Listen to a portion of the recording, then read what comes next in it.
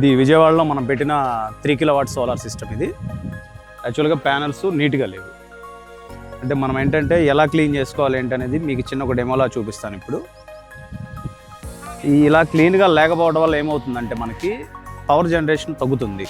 అందుకని ఏంటంటే మనకి మన ఏరియా కండిషన్ బట్టి మనం వీక్లీ వన్స్ 10 డేస్కి ఒకసారి కానీ అట్లా మనం నీట్గా క్లీన్ చేసుకోవాలి.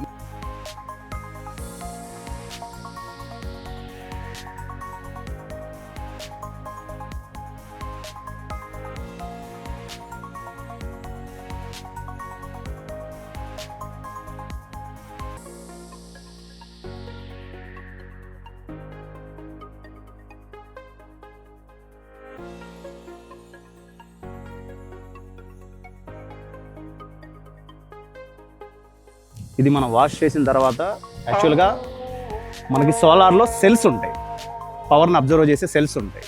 ఈ సెల్స్ అనేవి డస్ట్కి మూసుకుపోయి ఉండటం వల్ల పవర్ అవుట్పుట్ అనేది ప్రాపర్గా రాదు.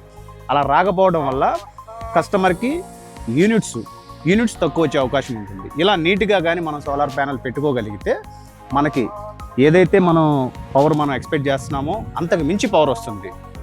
ఇది డస్ట్ లేనిది.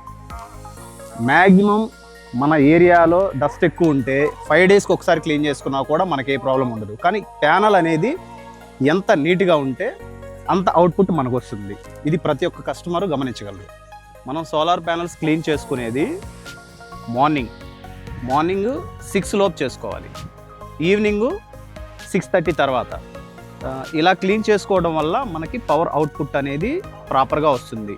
యూనిట్స్ జనరేషన్ మనకు ఎక్కువ వస్తుంది. అప్పుడు మనకు వచ్చే కరెంట్ బిల్ ఏదైతే ఉందో పూర్తిగా తగ్గిపోతుంది. మనం యాక్చువల్గా క్లీనింగ్ చేసేటప్పుడు సాల్ట్ వాటర్ యూస్ చేయొద్దు. సాల్ట్ వాటర్ యూస్ చేయటం వల్ల మన సోలార్ ప్యానల్స్కి వచ్చే మన ఫ్రేమ్ ఏదైతే ఉందో ఫ్రేమ్ డ్యామేజ్ అవుతుంది, మన ప్యానల్ ఇన్స్టాలేషన్ చేసే డ్యామేజ్ అవుతుంది. మ్యాక్సిమం సాల్ట్ వాటర్ అనేది అసలు యూస్ చేయొద్దు. డిటర్జెంట్ కానీ లేకుంటే ఎక్స్ట్రా కెమికల్స్ కానీ ఏం యూస్ చేయొద్దు. మంచి వాటర్ తోటి కడుక్కోండి, మీకు ఏ ప్రాబ్లం ఉండదు. మనం యాక్చువల్గా ఇంట్లో వాడుకునే వైబర్, మన స్పాంజ్ లాంటి వైబర్ ఉంటుంది కాబట్టి వైబర్ తోటి మనం నీట్గా వాటర్ కొట్టేసి క్లీన్ చేసేసుకొని మళ్ళీ వాటర్ కొట్టుకుంటే సరిపోతుంది. అంతకు మించి ఇంకా ఎటువంటి కెమికల్స్ కానీ సర్ఫ్ వాటర్ కానీ లేకుంటే షాంపూ వాటర్ కానీ ఇలాంటివి మాత్రం మేము యూస్ చేయొద్దు. అలా యూస్ చేయడం వల్ల మన ప్యానల్కున్న ఫ్రేమ్ ఏదైతే ఉందో ఫ్రేమ్ డ్యామేజ్ అవుతుంది, మన స్ట్రక్చర్ డ్యామేజ్ అవుతుంది.